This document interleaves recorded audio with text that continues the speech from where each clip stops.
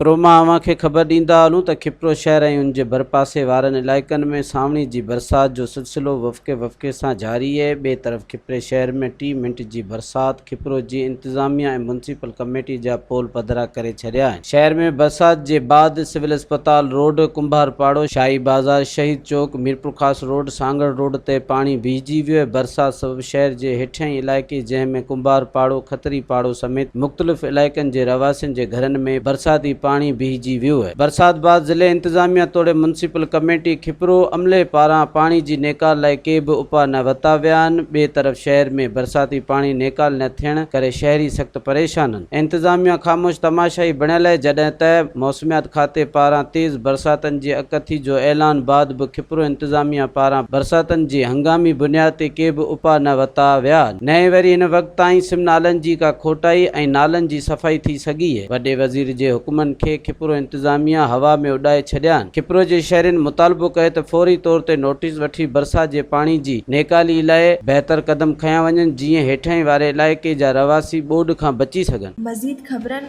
ऐं तफ़सीलात लाइ विज़िट कयो असांजी वेबसाइट www.awamiNewsHD.com ऐं ॾिसंदा रहो अवामी न्यूज़ HD।